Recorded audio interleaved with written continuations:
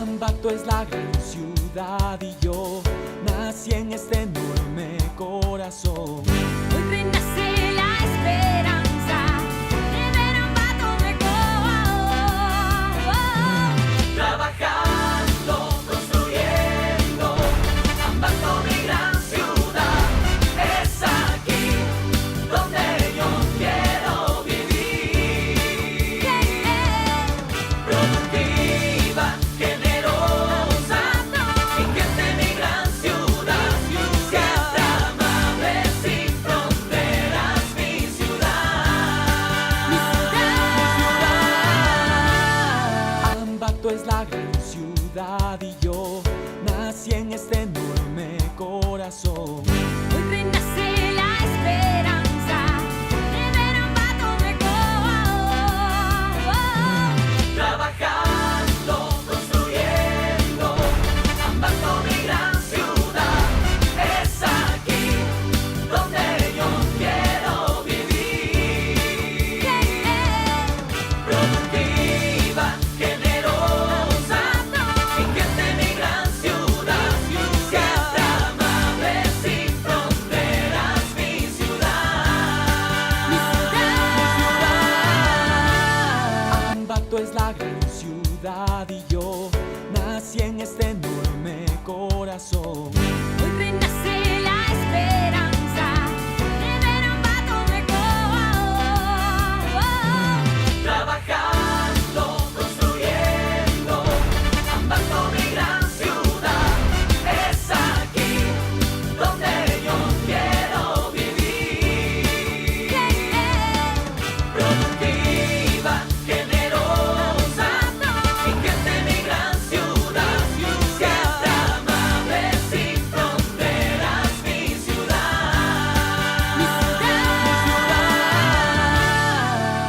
GAD Municipalidad de Ambato. Juntos construimos la gran ciudad. Saludos cordiales, amigos.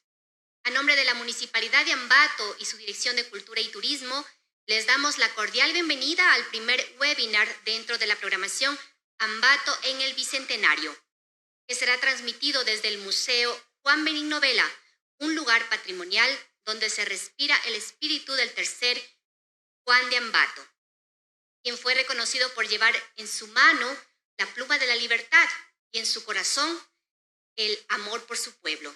También fue promotor del periodismo en la provincia y destacado político de los siglos XIX y XX. En el marco del Bicentenario de Independencia, Ambato está llamada a hacer una introspección histórica y un balance de lo que representan estos 200 años para su ciudad y sus habitantes, para proyectarse también hacia el tercer centenario con unas metas claras de desarrollo y fortalecimiento como una gran ciudad. El objetivo de la Municipalidad de Ambato, a través de su alcalde, doctor Javier Altamirano, es que todos los ciudadanos aportemos desde nuestra vivencia diaria a la institución rectora con su consolidación. También a construir un Ambato próspero desde el sentimiento de apropiación local de sus hombres y mujeres, emprendedores y trabajadores. Durante 75 días realizaremos diversas jornadas académicas y culturales con la participación de destacados personajes, entre ellos investigadores, historiadores, educadores, que nos relacionarán con diversos temas de ciencia, de historia, de pintura de paisaje, arquitectura, así también identidad y pertenencia. Todo esto a través de los webinars que los iniciamos esta tarde a través de la plataforma virtual. Además, habrán también exposiciones virtuales, concursos de pintura y fotografía, entre otras actividades. Al finalizar esta propuesta del Bicentenario, que es cultural y educativa, el Cabildo ambateño presentará para todos los ciudadanos las memorias del Bicentenario, cuyo contenido será el producto de todos estos webinars y las conferencias que los realizaremos a lo largo de este tiempo. Con esta apertura, pues, damos a continuación la intervención del abogado Jaime Camacho, director de Cultura y Turismo del GAD Municipalidad de Ambato. estamos a las puertas ya de celebrar un bicentenario. En primer lugar, quiero hacerles llegar a ustedes el saludo fraterno de esta administración municipal, liderada por el doctor Javier Altamirano Sánchez, alcalde de nuestro cantón. Bicentenario. Nos lleva acá a la memoria algunas preguntas. ¿Qué ha sido Ambato? ¿Qué ha pasado luego de la independencia? ¿Qué hombres y mujeres destacados han logrado incentivar a este pueblo ambateño para que hoy por hoy sea la gran ciudad del Ecuador? Efectivamente, como decía la señorita que me antecedió en la palabra, vamos a tener momentos históricos con grandes personajes que nos van a dar a conocer a lo mejor situaciones de Ambato que no las conocemos de primera fuente. Este trabajo, liderado por Carmen Landi y su gran equipo, nos va a dar la pauta para tener un producto demasiadamente bueno que va a ser disfrutado por niños, jóvenes, adultos. Va a ser un producto que va a emocionar a los universitarios, a los estudiantes, a todos aquellos que quieren conocer más sobre nuestro querido Ambato. Para esto, pues, vamos a tener grandes personajes que nos van a ayudar en este encuentro. Y esta tarde vamos a disfrutar de toda la maravilla que tiene en su conocimiento el doctor Pedro Reino, que nos acompaña en esta tarde. Así que bienvenidos y lógicamente que vamos a hacer de Ambato la gran ciudad del Ecuador.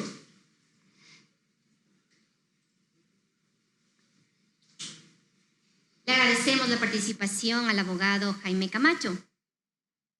¿Es posible la verdad objetiva en el conocimiento histórico?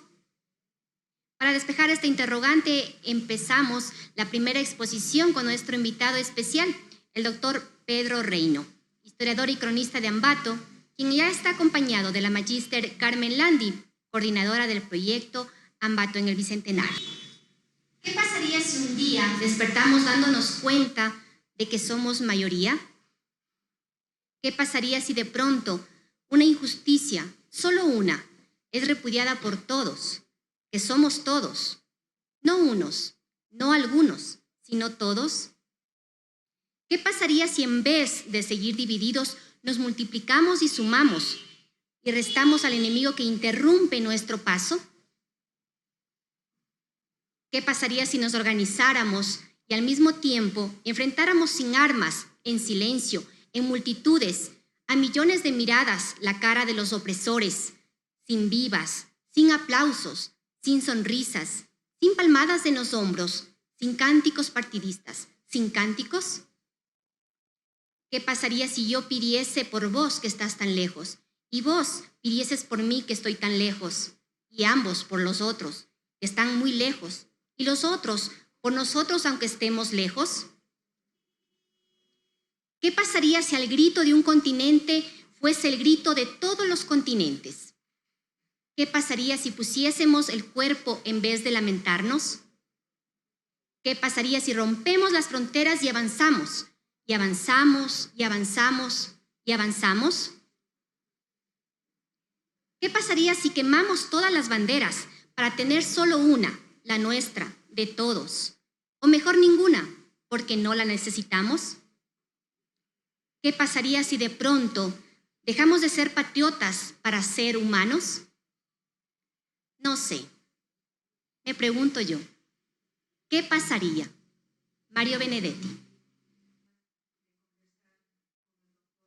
Arturo Reino Garcés, quien nace en Ceballos, Tungurahua, en 1951, autor de por lo menos 170 publicaciones, cronista vitalicio de la ciudad de Ambato, ha visto el desarrollo de la democracia ecuatoriana desde 1979. Si bien su formación se centró en la lingüística y en la investigación histórica, ha analizado algunas de las actitudes de los ecuatorianos frente al sistema democrático establecido desde principios de los años 80. Hizo su posgrado en el célebre Instituto Caro y Cuervo de Bogotá, tras completar sus estudios en la Universidad Central del Ecuador en Filosofía y Letras. Ha publicado en diferentes países como Japón, Alemania y la ex Yugoslavia. La paleografía, los textos del siglo XVI, es uno de sus fuertes. Ganó el premio de novela Miguel Riofrío en Loja.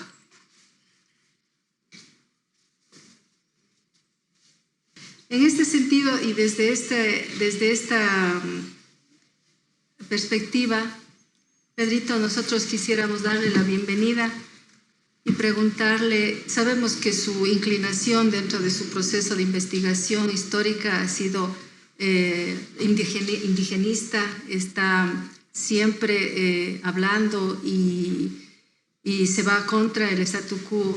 Dígame, ¿de dónde le viene toda esa revolución interna? Bueno, muchas gracias. Buenas tardes a la audiencia, a quienes nos ven a través de este medio de información y de comunicación. Gracias en primer lugar a ustedes por la invitación a la Municipalidad de Ambato. La circunstancia ha permitido que sea yo quien tome parte también en esta celebración bicentenaria. Y un poco viene a mi memoria mis ancestros, porque la circunstancia de dónde viene está un poco en mi sangre, Carmita, y queridos observadores.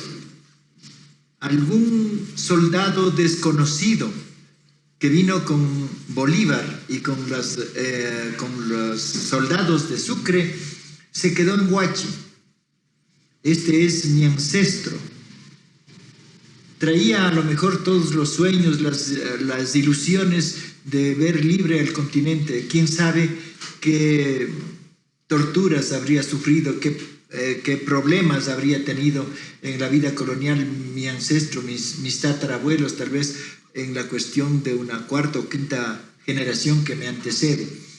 Pero en general los ancestros por esta línea paterna vienen con esta soldadesca amante de la libertad, lastimosamente buscada en los registros y que se pierde en los archivos, sobre todo en las zonas de Chiquinquirá, en la actual República de Colombia. Entonces, algo de estos abuelos tendré en mi sangre por la línea paterna. Y creo yo que es importante también, viendo la cantidad de escritos de la época colonial relacionados con el sufrimiento de indígenas y también de los afros. Aquí he podido darme cuenta realmente que sobrevivir a la época colonial no fue una tarea sencilla. Y esto también impactó, caló muy hondo en mí. Y creo yo que conviene a lo mejor contarles una pequeña anécdota, puesto que cuando mis ancestros, mi padre que había nacido en Huachi, tal vez huido de las crueles matanzas que se dieron en las batallas de Huachi, ahí quedaron muchos soldados que vinieron a las guerras, y ahí están mis ancestros y se unieron a las mujeres de Huachi, y de las mujeres de Huachi pasaron mis ancestros a Ceballos, y en Ceballos crecí bajo una circunstancia especial, en un entorno indígena. Y siempre mi madre me recordaba que tuve prácticamente toda una comuna de nodrizas. Yo mamé la leche indígena de muchas mujeres indígenas, y eso no es un hecho gratuito en mí, en este momento de mi vida y de la reflexión. Yo había escrito en un pequeño folleto que se llama Mujerologías, y lo digo con toda tranquilidad, que prácticamente haberme nutrido del alma indígena a través de las nodrizas indias, eso está en mi sangre, porque lo amamanté, lo sentí, y creo que es una obligación mía por las dos vertientes dejar el testimonio escrito, como están en muchos libros relacionados con estos temas que usted hace alusión. Es importante lo que usted dice, Pedro, en la medida de que hoy vamos a tratar sobre, y empezar con una pregunta, ¿es posible la verdad objetiva en el conocimiento histórico? Esto nosotros nos nace esta inquietud y es importante su aclaración y su alocución en la medida de que siempre las verdades están sesgadas en la medida de que nosotros tenemos una cierta forma de pensar, venimos de una cierta manera de vivir, con una cierta cultura, sociedad, con un conocimiento político establecido. Y eso sucede a lo largo de todo el tiempo cuando los historiadores empiezan a ver la historia desde qué ángulo. Desde este punto de vista, queremos empezar pues con que nos diga en esta tarde, hay tres conceptos que nos parecen importantes que aclarar antes de venir al tema, que son libertad, esclavitud e independencia. Bueno, la primera parte es importantísimo de acuerdo a los estudios semióticos. Usted no tiene, al hacer un clic que se llama en el computador, si el computador está totalmente vacío en su memoria, pues le sale vacío, no sale ninguna imagen, no sale ninguna información. Pero ¿qué es lo que ocurre en la mente del ser humano? Nosotros tenemos herencias históricas y tenemos una formación que nos viene desde niños. Y desde niños nos van alimentando con un imaginario del entorno familiar, luego el imaginario del entorno educativo básico, primario, fundamental, el entorno cultural en el que uno se desarrolla, los niveles de formación. Entonces, si usted recibe una información, se le abre un abanico de lo que usted ha almacenado en su mente. Y esto prácticamente da la pauta para que reaccione con la información que tiene almacenada.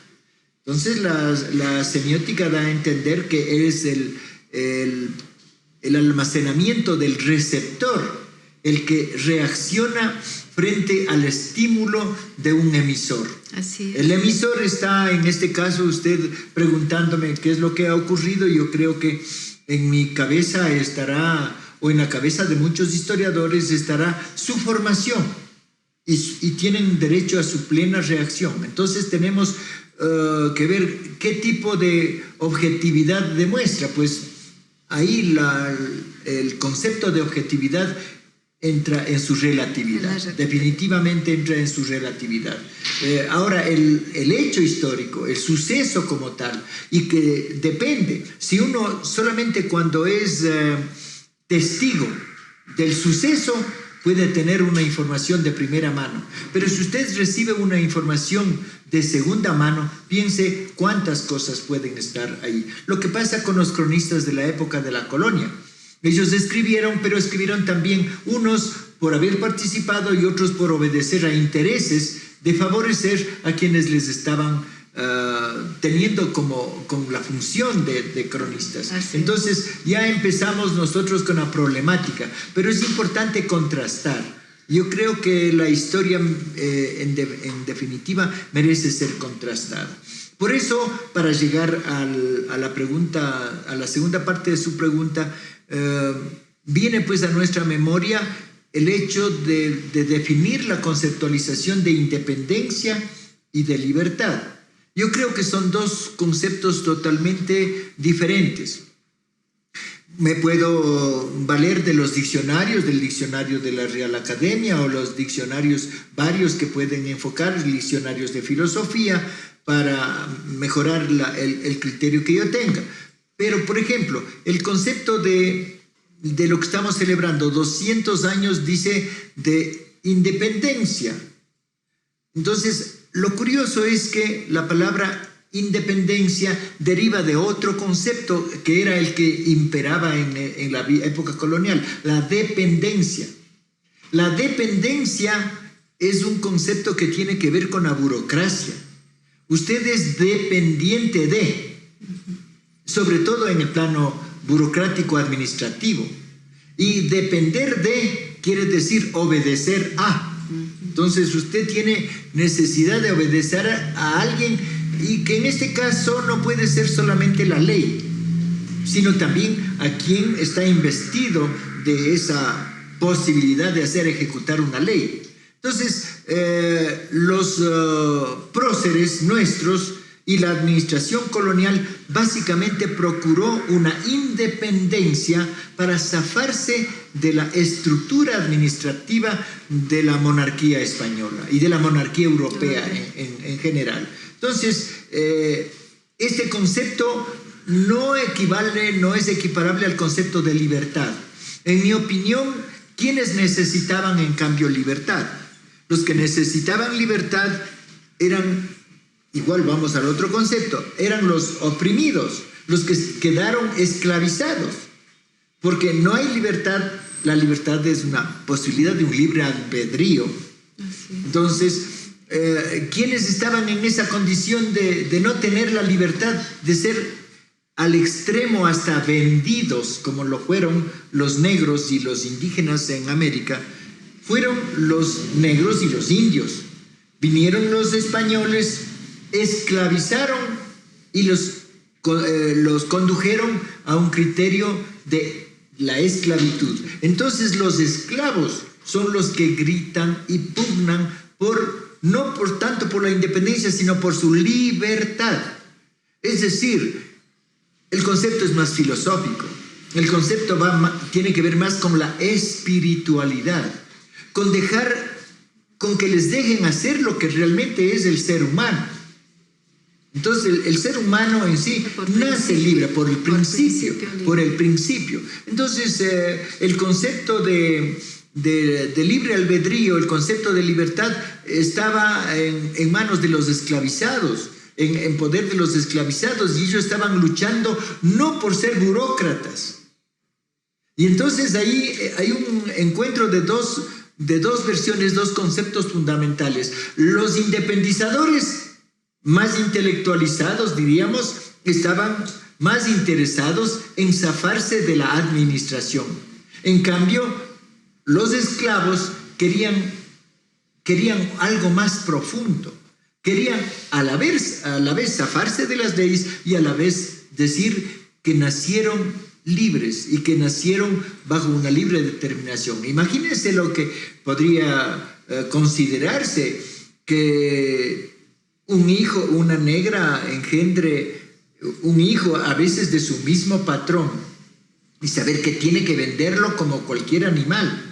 Así es. O como no había las leyes aquí para los indígenas, la ley decía prohibido vender indios. Sin embargo, aquí en Tungurahua, aquí en Ambato, se vendían negros, muchos de indios, se vendían indios y negros. Los indios se vendían aquí. Vamos a entrar en materia, me parece muy interesante y queda muy claro estos principios conceptuales que son importantes tenerles presentes para que el contexto de lo que se va a conversar hoy en la tarde esté dentro de esta conceptualización de estos tres palabras que toman una potencia cuando se habla de independencia y de 200 años de independencia.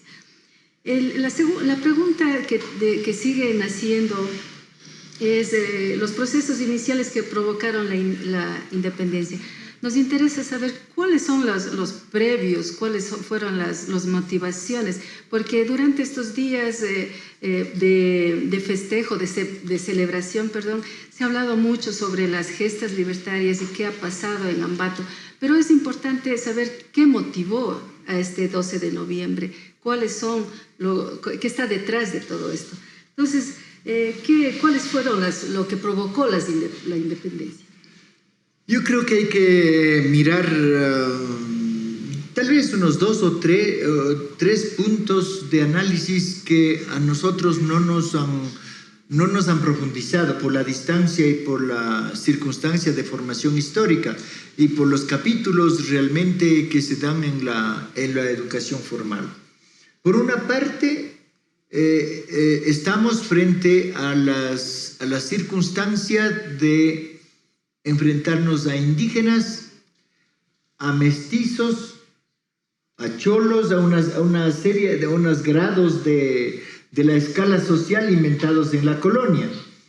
Y en la línea afro a los zambos, a los mulatos, en general yo diría, resumiendo en la palabra mulatos, porque había creo que hasta unas 40 castas del salto atrás, los tente en el aire, por ejemplo, para ver el grado de mezcla de negro con indígena y de negro con blanco y todo esto. Entonces hay una gradación en esta circunstancia de ver el antecedente.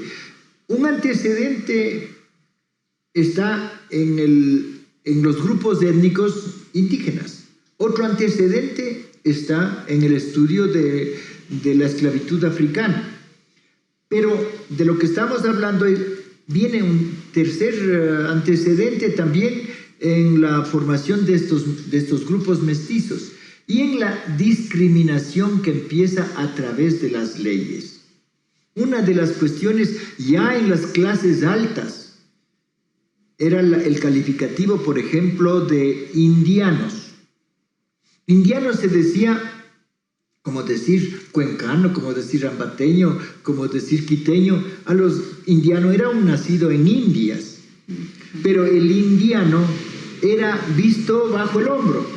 Por el solo hecho de haber nacido en Indias, no era considerado del mismo nivel o del mismo estatus del que era nacido en España, en los úteros maternos, en los centros de poder. Y vino un proceso discriminatorio fuerte a todos los criollos, aunque fueran capaces, preparados, ilustrados por el solo hecho de haber nacido en Indias, inclusive por las mismas leyes. La otra parte que está pendiente de hablar es de las leyes que decían educación, las leyes hispanas, sobre todo las leyes borbónicas. Las leyes borbónicas, las reformas borbónicas, una de estas está en estas consideraciones de querer devolver o de dar los cargos públicos, pero impedir que los criollos americanos tengan la posibilidad de ejercer la burocracia con mayor libertad. Entonces entra una pugna, porque yo, por el solo hecho de haber nacido en Indias, no pueda ocupar una función pública, una alcaldía, alguna cosa de esas, y yo me rebelo también. Me rebelo contra el chapetón, claro, que está adueñado por haber nacido allá. Eso también un poco me recuerda a todo lo que se lee en los asuntos del Incario. Nosotros hasta ahora andamos en las discusiones de dónde mismo nació Atahualpa, si nació en Quito. Los quitocentristas defienden el nacimiento de Atahualpa en Quito y los cuscocentristas que dicen que todos nacían en el Cusco. Lo mismo es el caso de Rumiñahui. Hay libros enteros y hay una especie de registro de historiadores que dicen que en definitiva Rumiñahui y Atahualpa nacieron en el Cusco. Pero parece ser que por ejemplo, las madres de las panacas, que llama la historiadora Rostorowski, las panacas de los grupos vencidos, que también eran élites de los pueblos conquistados, para darle jerarquía a su hijo y para que sea probablemente un administrador o un importante de la vida política, tenía que ir a nacer en el Cusco. Entonces, esta misma circunstancia, este paralelo de los imperios parece que se reproduce, a no ser que sea un calco de lo español ligado acá a lo americano, porque también hay la interpretación de la historia a la manera de la cultura occidental. Entonces, nosotros tenemos que ver estos antecedentes. Y otro de los antecedentes se refiere a las conductas de los funcionarios que venían acá con unas ínfulas, sobre todo los burócratas, venían con unas ínfulas de ser aquí los nuevos dioses, los semidioses, los intocables, los delegados del rey, pero ellos mismos eran quienes en cambio, como vivían en España, conocían cómo eran la vida en las cortes. La vida enredada de las cortes es una cosa, la historia lo ha dicho, una cosa espantosa, porque vivían más bien más interesados en las alcurnias, en la limpieza de sangre, en los controles económicos y en las guerras de sucesión y en las infidelidades. En Europa lo que se lee básicamente, y esto no hemos estudiado nosotros, es todo ese mundo de infidelidades de los cortesanos y que copió la burocracia. La burocracia copia, por ejemplo, muchos modelos de estos y no hace caso en el fondo, porque habían los administradores, los ministros intermediarios, que eran los que tomaban las decisiones mientras los reyes estaban en otras ocupaciones, en sus banquetes, en sus lujos, en sus recepciones, en sus viajes, en su cacería de distracción, diríamos así. Acá los administradores hacían otra cosa. Ese me parece un capítulo muy importante que ventajosamente ahora en muchos libros que se editan en la propia España están en circulación. Slava Galán, por ejemplo, propone muchos libros interesantísimos de ver cómo eran la vida, la podredumbre de las cortes y lo que no se sabe de la condición que venía para acá. Aquí nos mandaban leyes que llegaban a los meses para obedecer, para hacer 8 días de corridas de toro porque la reina estaba embarazada. Aquí en Ambato hay un pregón, un anuncio, así en los términos más crudos, se da 8 días de toros porque ya se tiene la noticia que la reina está preñada. Entonces, miren ustedes cómo viene todo estas mareas de un imaginario para ver cómo va el antecedente. Entonces, la gente que fue de aquí a Europa, sobre todo en la época de las Cortes de Cádiz, estaba inteligenciada de mejor manera cómo era esto y de qué querían independizarse. Pero también viene de Europa esta ola revolucionaria con la Revolución Francesa, que también es una antesala de lo que va a pasar acá. Indudablemente, pero ahí hay una discrepancia porque solamente las élites estaban imbuidas de lo que pasó en la Revolución Francesa, porque se ha dicho mucho que los libros de la Revolución Francesa, por ejemplo, yo tenía una oportunidad de ver más de 2000 libros, dicen que llegó en la época de la Revolución Francesa a las universidades de Bolivia, antes que a las de Buenos Aires. Y que muchos de esos libros, yo pude ver ahí cantidades de libros en algunos viajes que he podido hacer, que estaban realmente transformando, pero ¿a quiénes? A una cierta élite y a cierto clero, a un clero progresista, a un clero que estaba vinculado a las universidades, porque había, como en todos los grupos de las organizaciones sociales, hay progresistas y hay retrógrados, hay militares progresistas y hay militares ultra retrógrados. En todos hay profesores universitarios progresistas y hay otros esclavizados al statu quo diríamos, al conformismo. Entonces, muchos de estos libros llegaron, pero solamente a las élites. Decir que tal vez al pueblo llegó, no porque tenían que leer tal vez en francés o los libros traducidos y todo eso.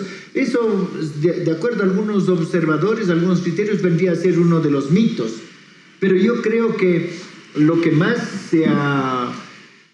no se ha estudiado y no se ha valorado por parte de los historiadores son los movimientos de rebelión surgidos sobre todo de los indígenas. 1780 en adelante. Estamos nosotros en plenas revueltas de los grupos étnicos por las leyes borbónicas, porque vinieron a explotar aquí, de nuevo, a sacar más dinero para mejorar en buena hora para los madrileños, ahora que tienen su Puerta del Sol, que tienen los palacios de Versalles, que tienen todas las comodidades que se implementó ahí gracias al rey albañil, que también fue criticado, el rey Carlos III, porque le dijeron que era un rey albañil, cuando a la nobleza le prohibían hacer trabajo manual. Y él dijo que todo noble también debe trabajar, igual que todos los mendigos deben trabajar. Y hubo una reacción de parte de la población.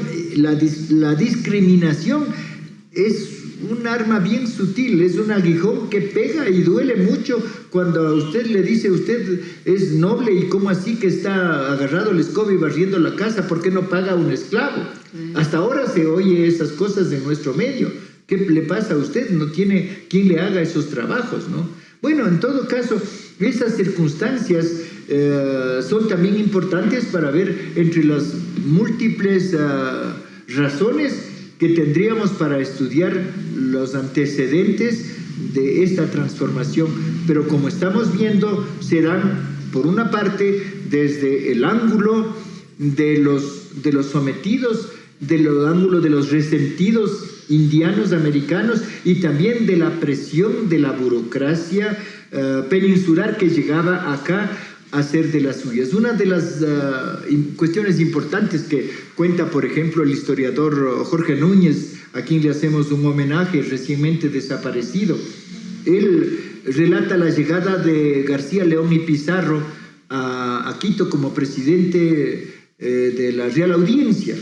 Y yo había estudiado a través de los archivos y puse en mi libro Mazorra, Las voces de mis calaveras, que aquí en Ambato los funcionarios Solano de la Sala y Baltasar Carriedo le dieron un mes de agasajos. Le hicieron desfiles, le hicieron comelonas, le hicieron juegos pirotécnicos, toros, todo lo que se puede imaginar en un mes para detenerlo aquí, para adularle. ¿Con qué objetivo le adularon? Básicamente porque en Solano de la Sala pesaba una disposición tremenda.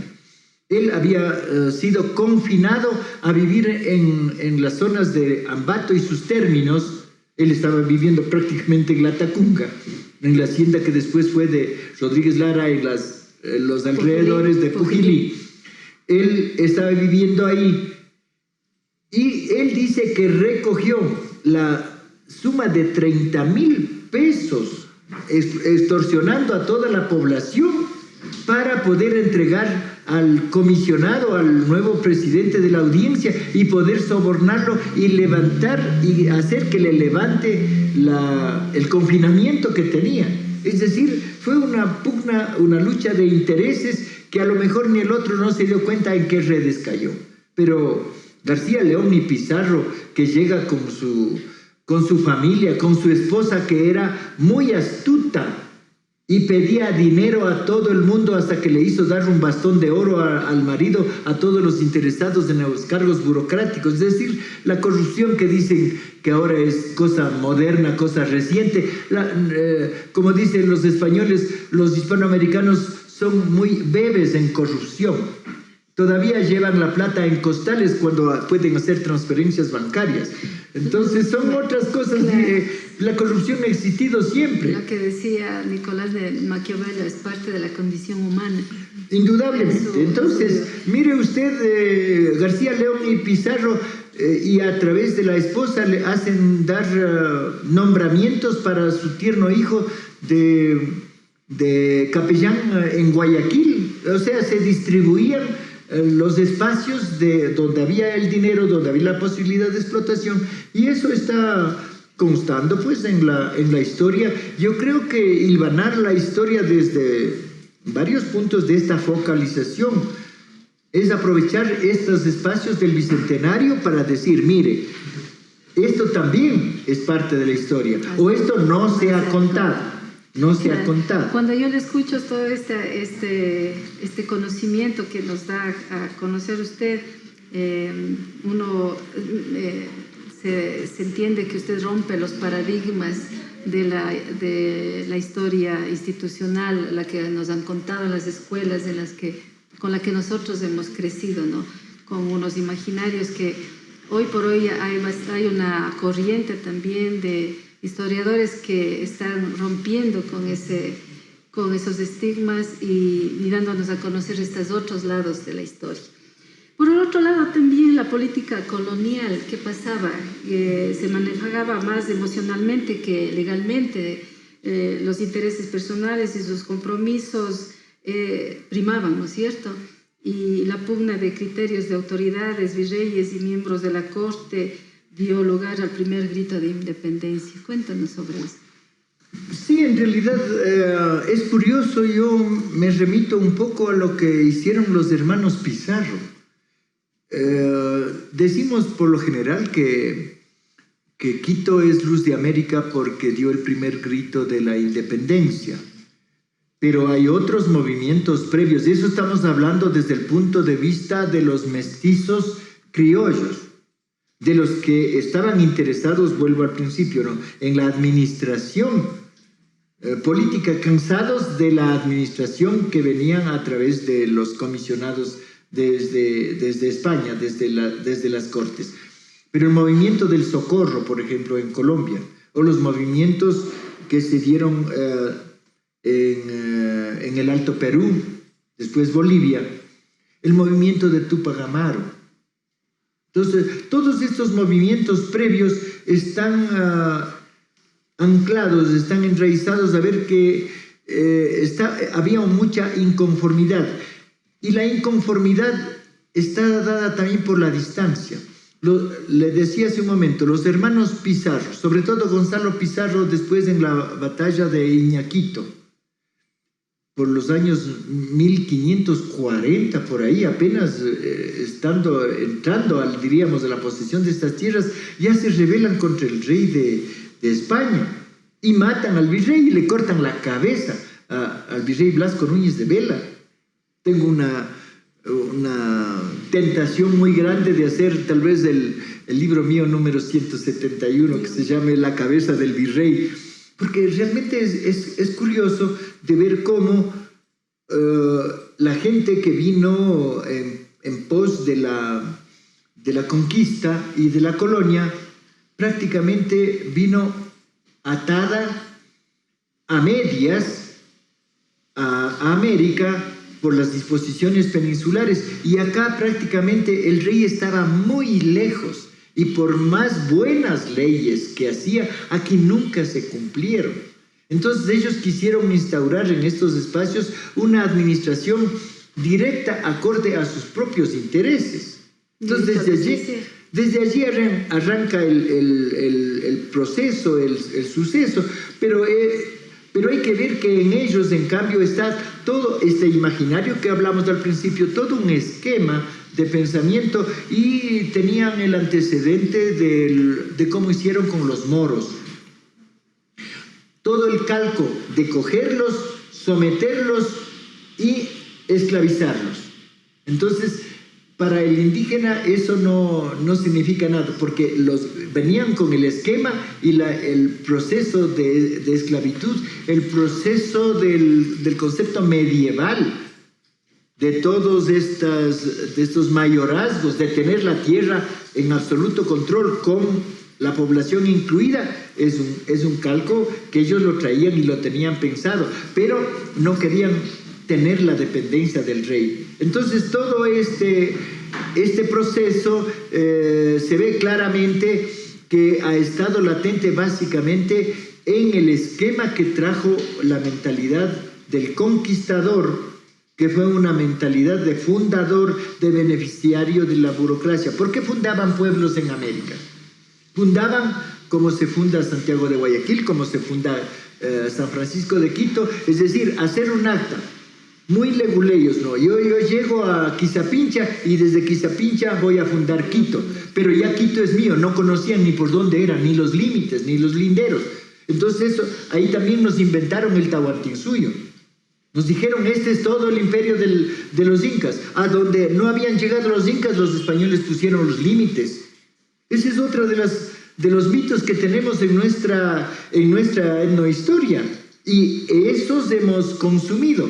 Yo creo que por ello, lo que usted también me pregunta, dice, ¿cómo es en mi opinión, de ir descubriendo los hechos, concatenando nuevos hechos y hacer un discurso contestatario a la historia convencional en la que hemos vivido? ¿Y qué los oficios vendibles? Usted algún rato me comentaba de los derechos sucesores de los cargos que están en el pasado y que nos suenan en el presente. Bueno, al respecto yo diría que todavía camufladamente se sigue manteniendo lo mismo. Desde las primeras épocas de las encomiendas se entregaba unas tierras, se entregaban inclusive los cargos públicos hasta por 2 y 3 generaciones.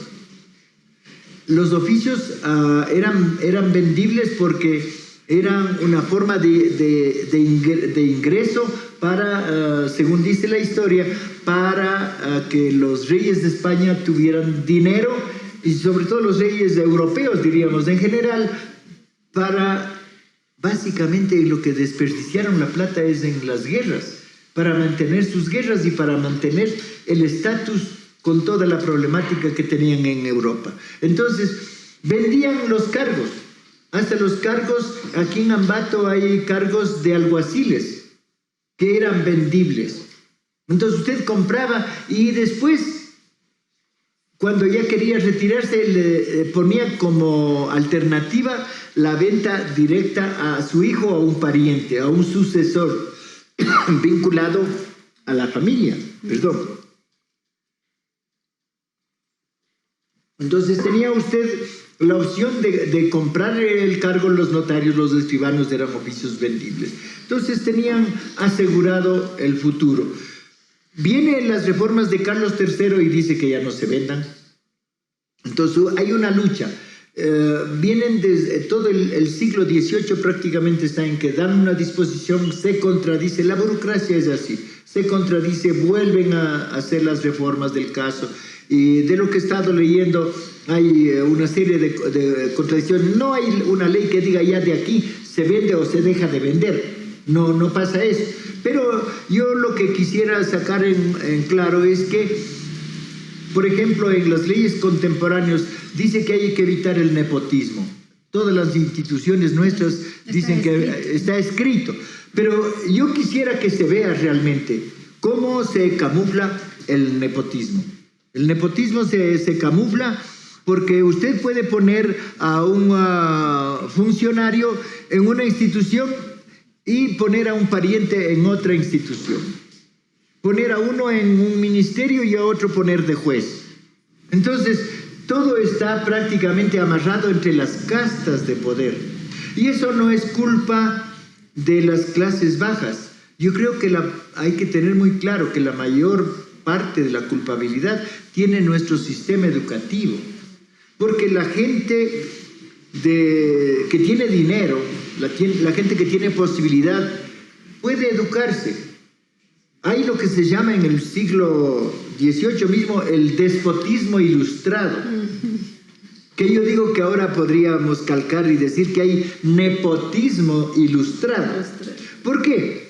Porque si yo pertenezco a una familia que tiene posibilidades de educarse y que tiene posibilidades de sacar maestrías, de viajar al exterior, de hacer posgrados, de todo eso, y es la gente que tiene que por la ley también ocupar el cargo público y ocupar el espacio. En cambio, el que no tiene acceso a la educación, el que apenas llega a la primaria, ¿cuándo va a competir con uno que tiene una formación en el exterior?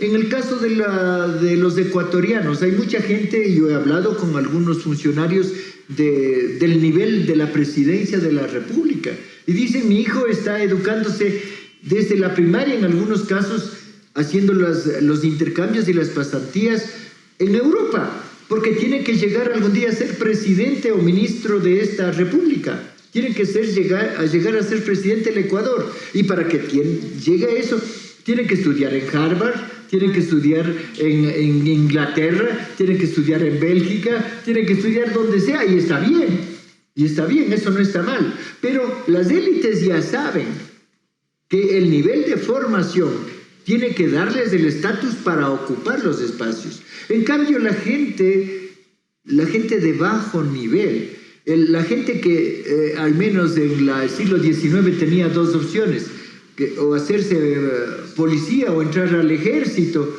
Todavía es así. Todavía es así, no tiene más opción. Dice, para ganarme algo tengo que entrar a la policía. Le agradecemos, Pedrito, por esta primera parte. Vamos a hacer un corte para dar paso a Sandrita, que nos va a comentar sobre las personas que se han conectado y que quiere darles algún saludo.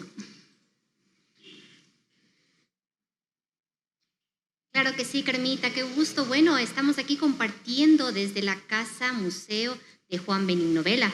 donde se desarrolla este webinar es posible la verdad objetiva en el conocimiento histórico. Aquí con la importante participación y conocimientos del doctor Pedro Reino, historiador y cronista de nuestra ciudad. Y bueno, a través de nuestra fanpage Cultura Ambato se están también haciendo presentes las personas que nos están acompañando esta tarde, los seguidores. Por ejemplo, nos están mandando saludos. Aquí vamos con algunos de ellos. Qué bueno conocer nuestra historia. Así nos dice Susana Escobar. Ella vive desde Quito, nos está saludando. También tenemos a Marco Cruz. Él es un ciudadano ambateño que está radicado en Italia. Nos dice, muy interesante, felicitaciones. Así también Israel Pardo es un conocido también amigo de aquí de la ciudad. Nos dice, excelente evento. Y bueno, así se están sumando más personas que están también atentos a lo que se realiza por la conmemoración de independencia de Ambato. Continuamos con usted, Carmita, y con el doctor Pedro Reino. Muchas gracias, Sandrita, por esos comentarios que nos da. Para ir tocando tierra, digamos, piso, ¿cuáles son los antecedentes y cómo se dieron los procesos de independencia aquí en el Ecuador y en Ambato? Para que usted nos ayude con un contexto general, digamos, de los antecedentes, porque estamos hablando hoy sobre los antecedentes. En otras ocasiones, en el siguiente conversatorio vamos a profundizar esto, pero hoy nosotros hemos querido con usted conversar sobre esto, lo previo, lo que le antecedió a todo este movimiento independentista en el Ecuador y en Ambato. Bueno, importante saber, como usted dice, pisar la propia tierra. Pero aquí en Tungurahua, el antecedente que estaría prácticamente en el siglo XVIII, a los finales del siglo XVIII, yo insisto en que hay que tomar en cuenta lo que ocurrió después de esta masacre de indígenas de Quizapincha y de Píllaro. Como anécdota les cuento, aquí en los expedientes de Ambato decían que ha habido no más de 10 muertos, porque los pacificadores de indios, después de esas revueltas, tenían que dar el testimonio para que el presidente de la audiencia de Quito instaure los juicios, y yo soy el lector de los juicios. Hablo porque había leído esos expedientes, y en esos expedientes no pasan de ser 10 las víctimas de las insurrecciones de los estancos, sobre todo. Pero resulta que yo, bueno, por mi formación también en la capital colombiana y por haber hecho ahí cantidades de investigaciones, entre paréntesis, yo encontré todo el proceso de la creación de la villa de San Juan de Ambato en 200 folios.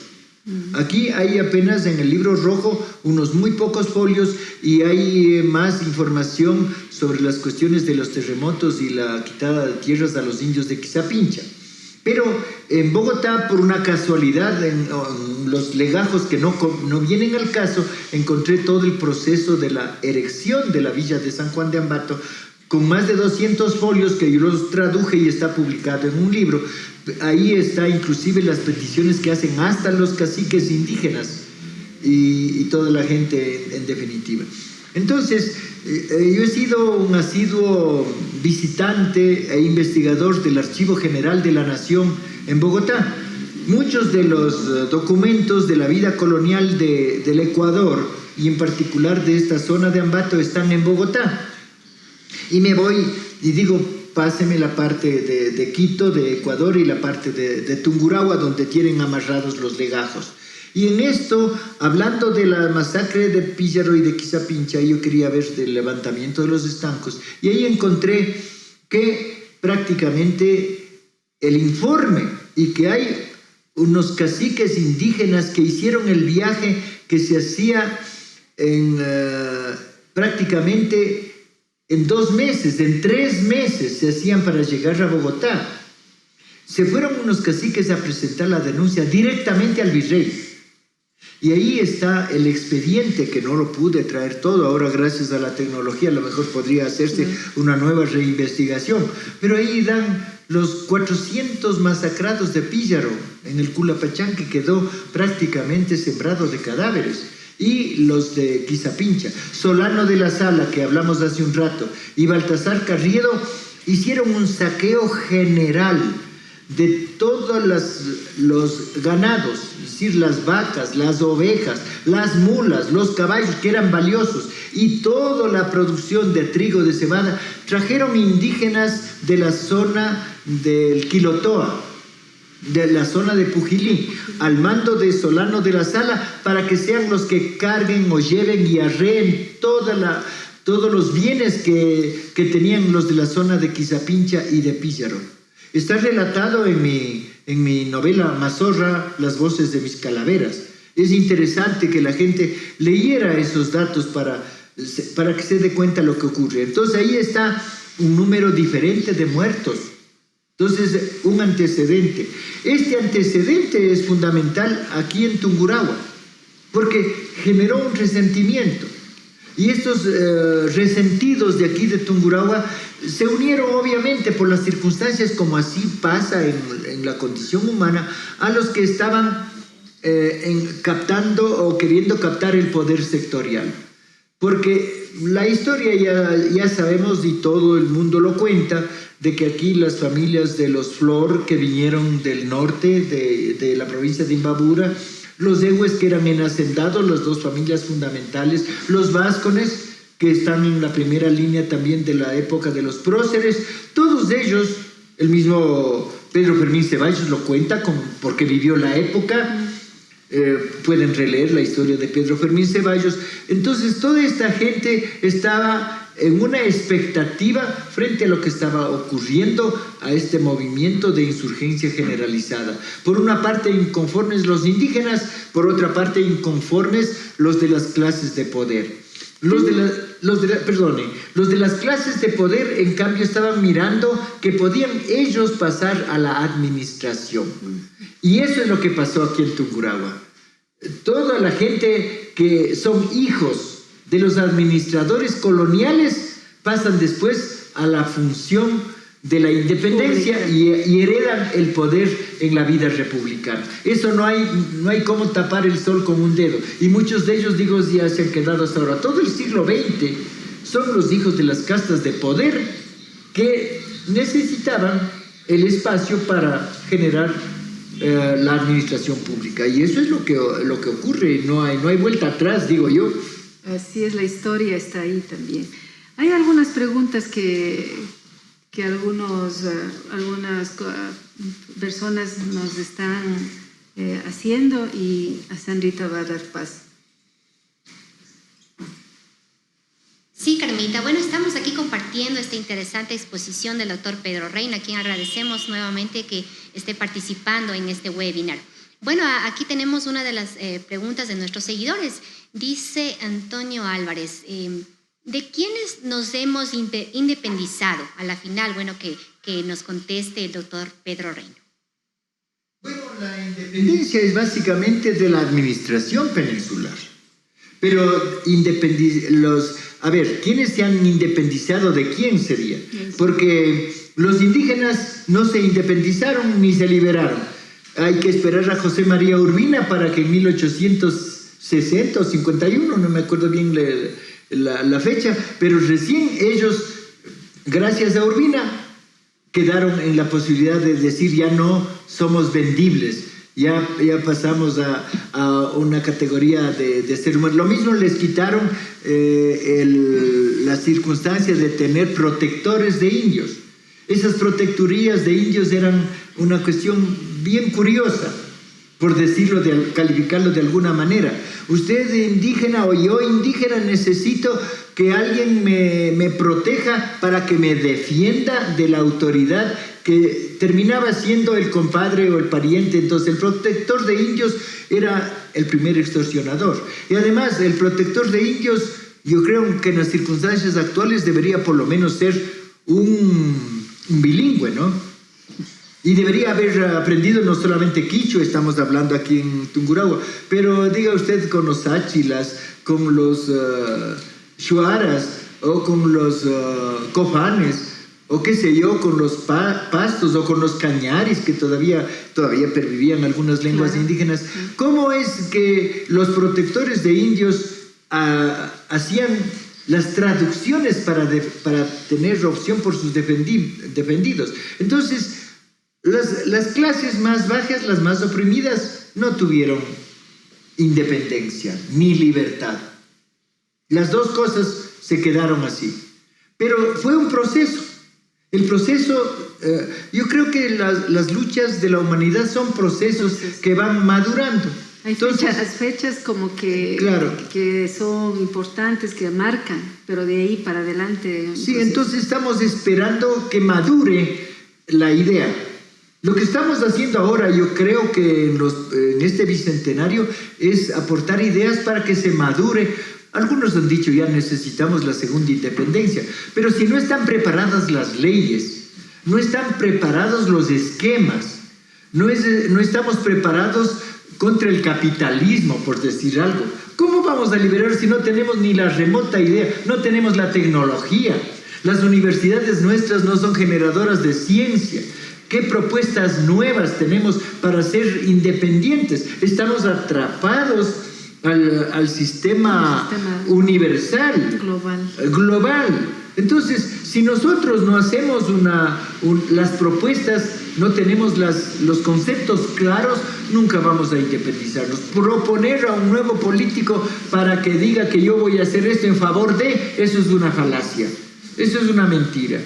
Yo creo que los políticos deben ser politólogos, deben ser estudiosos a profundidad del conocimiento histórico si quieren ponerse al frente y decir vamos a cambiar este sistema. Pero si no hay un ideario, si no hay una propuesta legal, si la educación, por ejemplo, no tiene una propuesta de cambio de contenidos, yo creo que hay que hacer primero los libros de cambio de contenidos. Porque a través de la educación se Porque la educación se lleva todo. Entonces, si dicen nos liberamos de España, como se hizo en 1820, y siguen las mismas leyes españolas, ¿qué hemos hecho?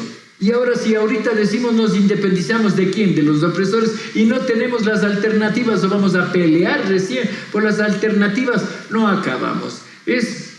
Son procesos y es un poco dentro de la mitología latinoamericana, diríamos así, de la efervescencia que tenemos. Tenemos una segunda pregunta. Bueno, sí, Carmita, primeramente permítanos saludar a todos nuestros seguidores, los amables seguidores que están a través de la fanpage Cultura Ambato. Bueno, algunos de ellos, don Guillermo Chachapoya nos está saludando desde la ciudad de Salcedo. También nos está siguiendo Fabián Maisánchez, nos dice, Pero Reino es uno de los cronistas de nuestra ciudad de Ambato. Felicidades. También nos saluda Carmita Ortiz, está en nos acompaña en esta transmisión. También Verónica Valdés está presente. Muchas gracias por acompañarnos. Tenemos también otros saludos de Robert Roldán, asimismo Pris Villena, está Hilda Lascano, Alex Ayaque, entre otros. Y bueno, vamos con una pregunta también que nos han hecho llegar. Roxana Naranjo dice, ¿nos hemos independizado o hemos cambiado de dueño dentro de este mundo globalizado, doctor? Bueno... El peor dueño... Una pregunta picante. Es una pregunta picante. El peor dueño de todo es el sistema. Yo creo que muchos políticos llegan a los cargos y están atrapados. Están atrapados por las leyes. Entonces, los dueños a lo mejor están tras las cortinas. Yo pondría un ejemplo. Nos hicieron pelear con el Perú. Son nuestros enemigos de las épocas republicanas, políticas, todo. ¿Por qué se peleó? Básicamente porque hay otros interesados tras las cortinas, los de los negocios de las armas, los del negocio de los recursos naturales, los que quieren explotar el petróleo, hacen pelear al Perú y al Ecuador y sabemos quién se lleva el petróleo de los dos lados de la frontera. La migración. La migración. ¿Quién se lleva el salitre de Chile? Vayan a preguntar a Inglaterra. Vayan a preguntar a Inglaterra. Vayan a preguntar el problema del caucho, que es una de las masacres más terribles. Yo no había pensado en que la muerte de los indígenas de la Amazonía fue tan brutal, fue tan igualmente cruel o más cruel que en la misma época de la independencia o de la conquista de América, por la cuestión de los caucheros. Esa es una historia, una guerra no declarada y una historia oculta, no contada. Y dolorosísima, porque las masacres ahí están latentes. Entonces, todas ahorita, ¿de quién deberíamos independizarnos? Deberíamos independizarnos de los que se roban los recursos naturales y nos tienen a nosotros como contribuyentes de impuestos, como contribuyentes, pero extorsionados hasta el último. Tenemos que pagar hasta del aire. Hasta el simple peaje, para mi criterio, es una extorsión en una carretera. ¿No tenemos derecho a una carretera? Yo preguntaría, el Incario ya aplicó peajes con los chasquis, con los tambos, con los famosos pucarás. El famoso pucará era un puesto de control de la carretera. Y ahí se controlaba quién pasaba, quién venía, quién no venía. Nosotros estamos... Los radares, ¿para qué hablar de esto? Son una extorsión. ¿De dónde surge esta cuestión de los radares, de extorsionar a la gente? A mí me han cobrado no sé cuánto de multas por pasar en 52 kilómetros por hora cuando ha dicho 50. Y todo ese pasatiempo. Esa es una esclavitud. Esas son las nuevas esclavitudes. Y eso quisiéramos que un alcalde actual diga, vamos a tumbar todos estos radares y a vivir en paz, con otro sistema de control, pero a los que incumplen y dañan la circulación o cometen las imprudencias de excesos de velocidad, de irrespeto de las otras cuestiones. Además, porque también es un pueblo que no está educado en el respeto al otro, sino somos nosotros una especie de autocompetidores entre nosotros mismos. Hay una pregunta más, están emocionados con su intervención, hay mucho conocimiento, hay mucho que aprender y pues nos da gusto que la ciudadanía se esté manifestando en este momento con otra pregunta. Ojalá pueda responder. No, de hecho, usted está capacitado para muchas preguntas. Claro que sí, doctor, usted está dispuesto y bueno, tiene todo el conocimiento para llenarnos también a nosotros de más historia de lo que representa el 12 de noviembre. Bueno, y justamente viene la pregunta de Carlos Solís a través de la fanpage Cultura Ambato. Dice, el 12 de noviembre de 1820, ¿existió una lucha armada o fue únicamente una declaración? Bueno, de lo que se sabe fue más bien, está calificada por alguna gente como una azonada, se llama. Domingo, una toma de las armas, una toma... Básicamente lo que yo he leído directamente le voy a contestar. Yo quiero publicar algún rato esta memoria, porque encontré un expediente de que se tomaron la Casa de los Estancos y la oficina de rentas. Y lo curioso que no se ha dicho por ninguna parte es que también se tomaron los archivos de la iglesia. Eso casi no se menciona. Cuando yo hago la investigación de los archivos de la curia para sacar mis libros, cantidades de actas bautismales, porque era el único registro, y actas de defunción, ¿por qué no hay los libros? Entonces no dice se saquearon los independizadores o los de la revuelta de la independencia. ¿A qué viene eso? Entonces nadie como que no encuentra eso. Pero después uno se da cuenta que sin actas de defunción, usted le dan por desaparecido y no tiene derecho a reclamar la tierra, no tiene derecho a la sucesión, entra en conflicto, entonces la tierra queda como baldía, como abandonada. No puede reclamar su tenencia de la tierra si está muerto o no está muerto, está desaparecido. Y en el caso del saqueo de los estancos, hay una anécdota curiosa. estaba un funcionario, que omito el nombre por alguna razón, estaba un funcionario encargado de las rentas, del dinero que había ahí. Pero entre los revoltosos está el hijo, y viene y saquea las arcas, el hijo que está en la revuelta. Pudo haber sido un hecho normal, porque si el padre era un defensor de los realistas, estaba en su obligación de defenderlo eso. Pudo haber un contubernio, pudo haber qué, pero el hijo y con los otros fueron y se robaron la plata. Y a lo mejor, como en muchos de los casos de los sacerdotes coloniales de avanzada, el sacerdote Vázquez, por ejemplo, sacó las campanas para hacer cañones, fundió las campanas, fundió las pailas para hacer cañones. Eso se ve que es una actitud coherente con el cambio del sistema, porque estaban ellos en este proceso. Entonces aquí lo que hubo es realmente una buena azonada. Habrían ocurrido cuantos disparos, y también puede ser una cuestión un poco camuflada por lo que cuenta Juan León Mera, que dice que los soldados fueron metidos a la fuerza en los cuarteles para que luchen por la independencia. Entonces, en esto en que si quiero o no quiero, aprovecho para huirme. Entonces, hay toda una confusión. Como ocurre en cualquiera de nuestras manifestaciones, también la gente se mete porque hay los saqueos. Así es. Los saqueos era una de los pagos que se hacían a los pobres ejércitos para que tengan que comer. Aquí en Ambato estaban acampados meses robándose gallinas, borregos, cuyes para poder mantener a los ejércitos. Y eso es un proceso doloroso del siglo XIX. Prácticamente es espantoso toda la circunstancia que vivieron nuestros abuelos. Y eso hay mucho, mucho para escribir. Hay mucho para escribir, hay mucho para contar. Recién estamos iniciando este proceso. Queremos agradecerle al doctor Pedro Reino, cronista vitalicio, que ha sido una tarde muy amena, de mucho conocimiento, y a quienes nos gusta la historia, pues podríamos seguir toda la noche.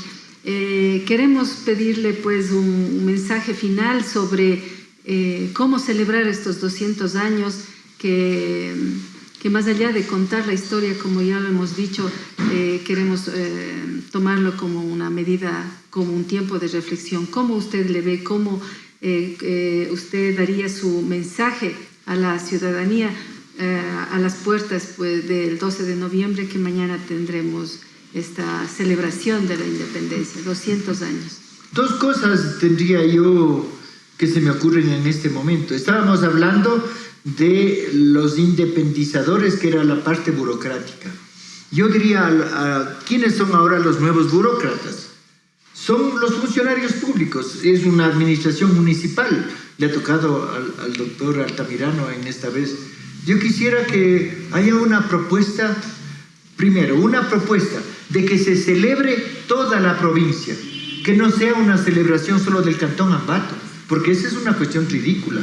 Debe haber una disposición, y eso también va para la gobernación de la provincia, de que Ambato, que se llamaba todo lo que es actualmente la provincia de Tungurahua, tenga derecho a la celebración, porque estamos celebrando Guayaquil, estamos celebrando Cuenca, y Ambato se le limita y dice, ustedes son del Cantón Ceballos. Yo cuando era parte del Cantón Ambato tenía el día de asueto siquiera, pero eso no se celebra. Entonces, integremos a la provincia con un decreto, es decir, toda la provincia celebra su fecha como una cuestión de la cuestión administrativa. La otra parte es justamente la administrativa, de hacer las leyes que más favorezcan a la población, a las clases más necesitadas. Yo creo que hay que revisar las ordenanzas, y esto va para todos los concejales.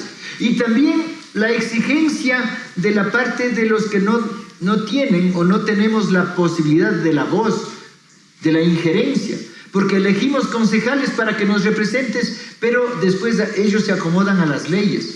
Yo creo que de parte de las bases, de los grupos indígenas, de los grupos marginados, de los artesanos, de toda esta gente que está en en la gran masa popular debe haber un nivel de conciencia y de exigencia, y debe entrar en armonía con los que captaron el poder de ser independizados de la administración española y decir, ahora sí, estamos en una administración que va a favorecer a los grupos populares.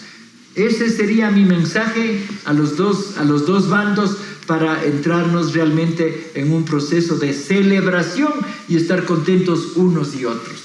Muchas gracias. Le agradecemos a la participación de doctor Pedro Reino en este importante y primer webinar que estamos inaugurando, la Agenda Ambato en el Bicentenario, aunque usted ya nos ha puesto en otra connotación y que realmente, claro, Ambato en la historia tenía otra geografía. Le agradecemos nuevamente y le damos la palabra a Sandra.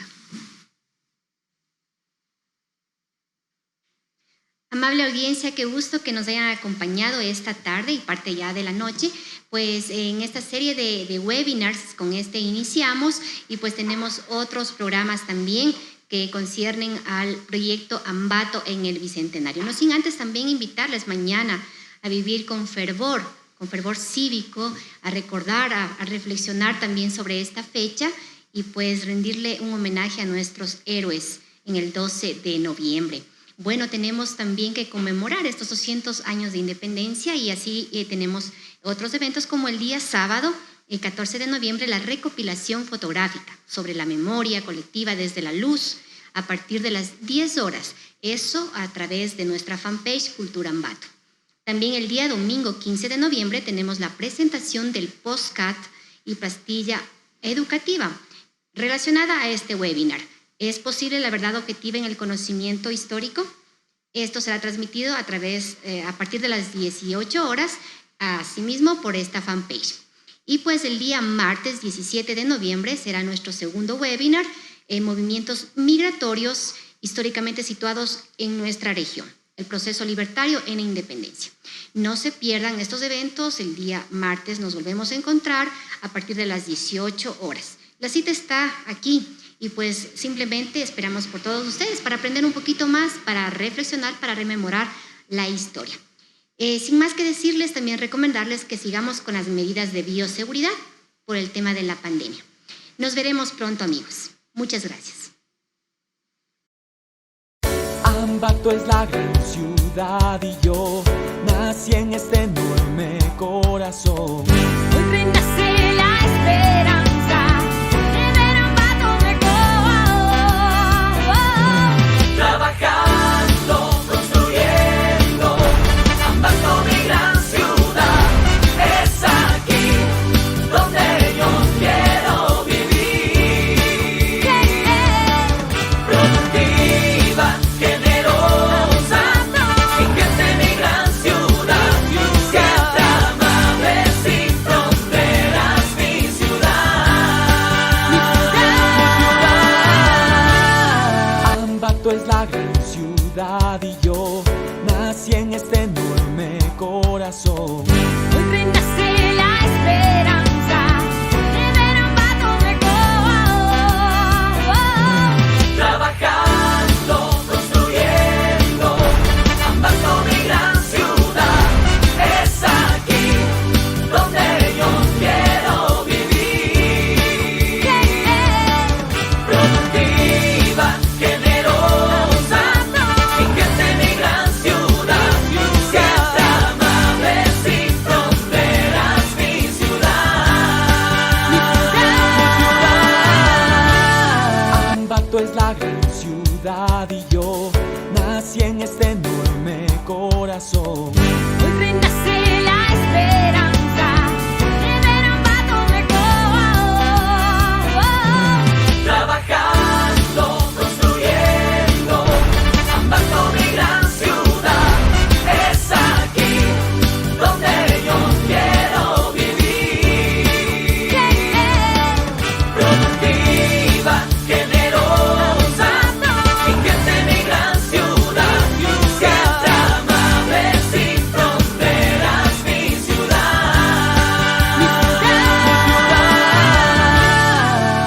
GAD Municipalidad de Ambato. Juntos construimos la gran ciudad.